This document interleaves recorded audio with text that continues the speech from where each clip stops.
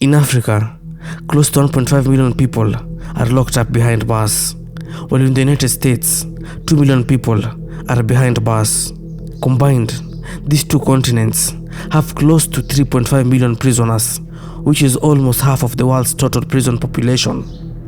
So how do prisons in these two continents compare? What do prisons look like right here in Africa, and how do their programs differ from a punishment standpoint and prison conditions? So without further ado, let's jump in.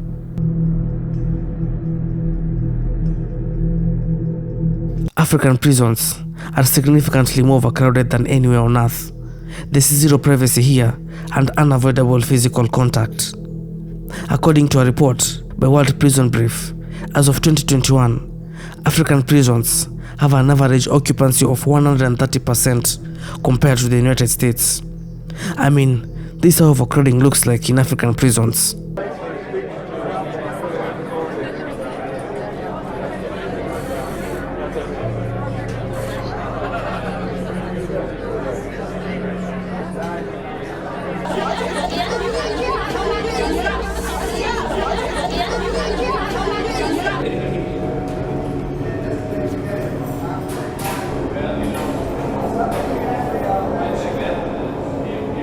In America, overcrowding is also a problem, but not as severe as in African prisons.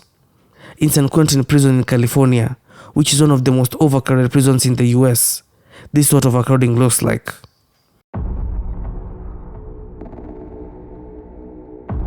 It's a gymnasium, which when you look at it, it literally looks apocalyptic. Not only is it overcrowded, but it's definitely not sanitary either.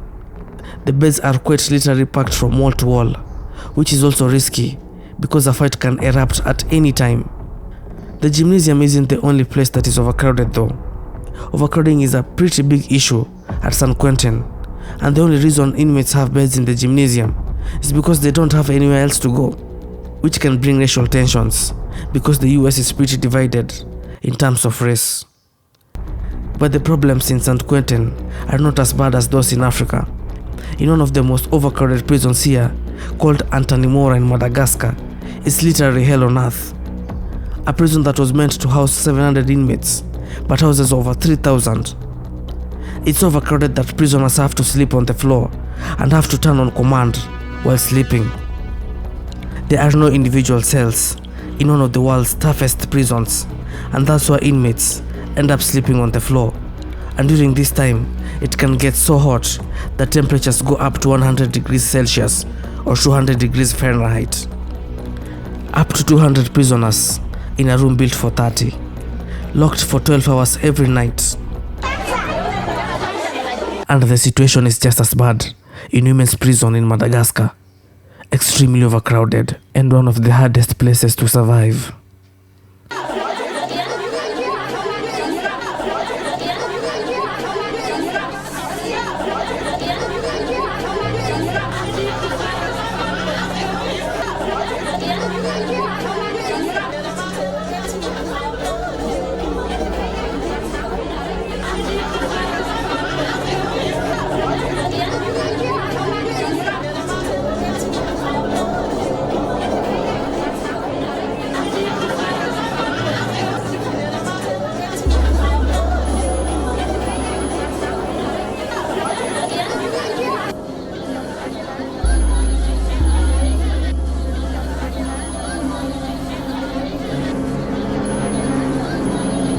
There's zero privacy here, unavoidable physical contact, and for the first time in the night, the cell boss gives the order to turn around. Come on, turn around.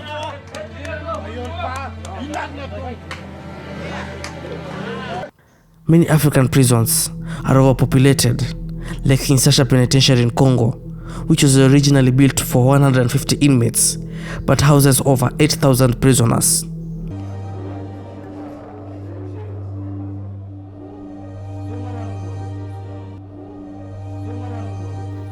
In Gitarama prison in Rwanda, which is one of the most overpopulated and the dirtiest prisons in the world, it's so overpopulated that most of the inmates never find sleeping space and end up standing all day with no shoes on, which leads to feet rotting and eventually, death. The prison was designed to hold a maximum number of 600 inmates, but it has managed to lock up over 7,000 prisoners.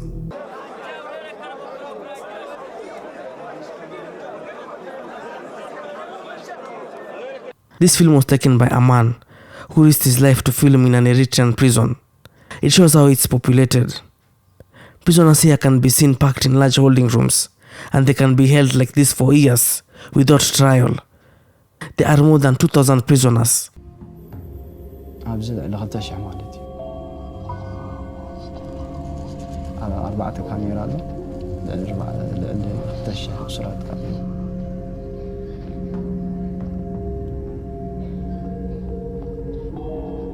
لعلى 4 عامات سكاب شو مونت عام استأصل نوي استأصل سواتي كل بيت ستة عايط وتسائل درجة زمو تخوين سماعك أقرم رأسه مسحت نأمر زخدون.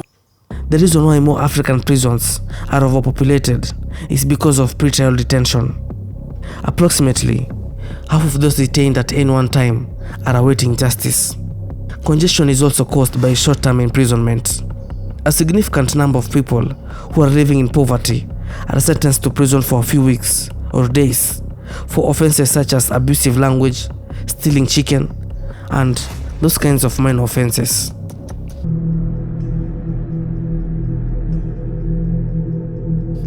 Malnutrition is a widespread problem in African prisons. Due to limited resources, many African prisons struggle to provide sufficient and nutritious meals to inmates. This often results in inmates suffering from deficiencies in essential nutrients. In the US, malnutrition is generally less widespread compared to African prisons. The US prison system, despite the challenges, typically has more resources to ensure adequate nutrition for inmates. Inmates in Madagascar, for example, are given a daily ration of cassava and nothing else. They get 300 grams of cassava on average, which is about 1,000 kilocalories. Now, the normal human body requires about 2,500 kilocalories per day, but these inmates survive on only just 1,000 kilocalories, which is a very big risk to their lives. You just can't eat cassava every day and survive, but here, they do. Due to this, inmates' bodies don't get what they need because it lacks nutrients, and the long-term effect is death.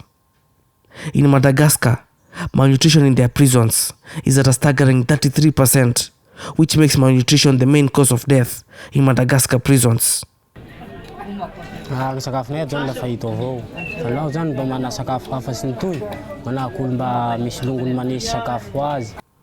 Another infamous prison known for malnutrition here in Africa is Kinshasa Penitentiary in Congo. In January 2023, 66 inmates died due to malnutrition. This leaked video clip was recorded by an inmate that shows how they starve to death in Kinshasa.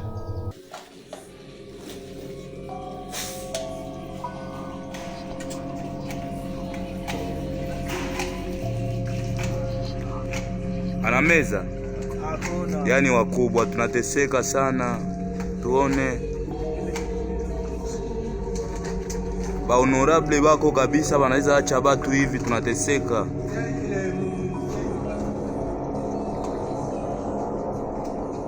Gonje sana ni njala siku tano hakule.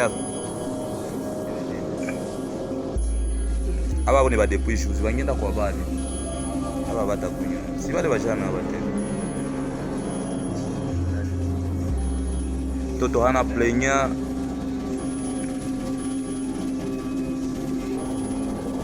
In Gitarama prison in Rwanda, there was a time when inmates used to indulge in deadly fights and eat the dead bodies of those who died during the fights.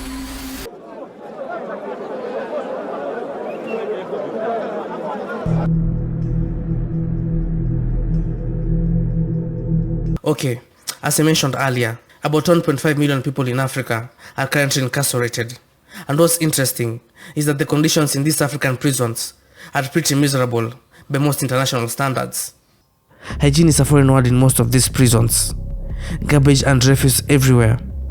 The hygienic conditions, for example, in Antanimora prison in Madagascar, are so bad that inmates live among heaps of garbage with cockroaches, rats, and mice, something that is unheard of in the United States. Like their solitary confinement, which is also called the hellhole.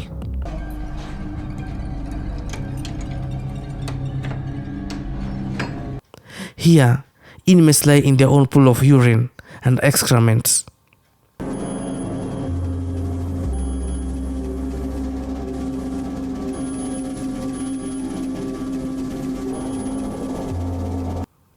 So this is what solitary confinement in the US looks like. Good. That's a good place for you to focus on. What do you think about the difference in solitary confinement in the US versus in Africa? Leave down a comment on your thoughts.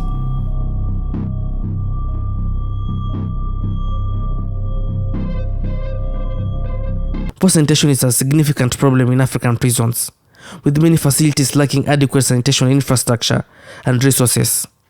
Inmates often face challenges such as inadequate access to clean water, insufficient toilet facilities, and limited hygiene supplies. We are 620 in this block, and we have only 6 toilets in this block. But it is not all the toilets that are functioning. And when in the morning, if we are going to toilets, because it is not all the toilets that are functioning, we have to queue. And some of the inmates have to also go out there and go and ease themselves. We have a manhole that is where 4 people join themselves and ease themselves. So in case somebody is rushing to toilets and you, the person kneeling down, before the other person comes to also bend down, all the toilet pours at your back. These conditions lead to diseases in African prisons and eventually death. Overcrowding is also a significant problem that leads to poor sanitation. Like Gitarama prison in Rwanda, which is one of the dirtiest prisons in the world, and this is mainly because of overcrowding.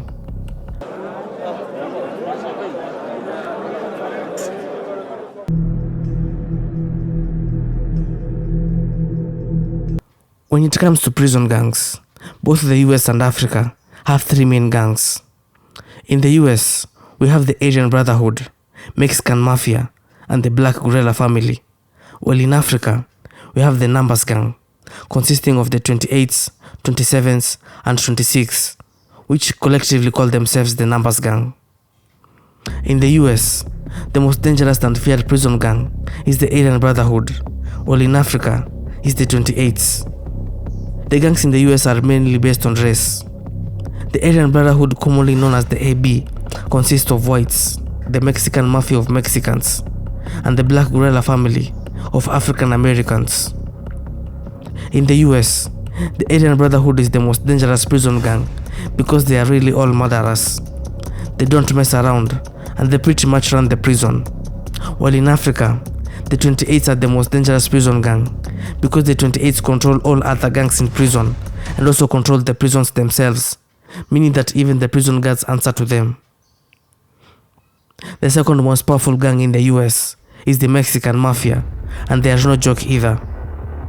The Mexican Mafia is at the same level as the AB, but what makes this gang so dangerous is that they don't only operate behind bars, but also operate in the streets, where at one point they even went to war with the Mexican drug cartel, the Los Zetas. On the other side in Africa, the 27s are the most dangerous prison gang after the 28s. What makes this gang so dangerous is that they are criminals specializing in violence, and they are so secretive that little is known about them and their structure. And the third most dangerous prison gang in the US is the Black Guerrilla family, consisting mainly of African Americans. What makes this gang so powerful is that they are highly organized and have a parliamentary line with a supreme leader and a central committee. And last but not least, the third most dangerous prison gang in Africa is the 26, who are said to specialize in robbery and smuggling, and they usually work as cleaners in prison.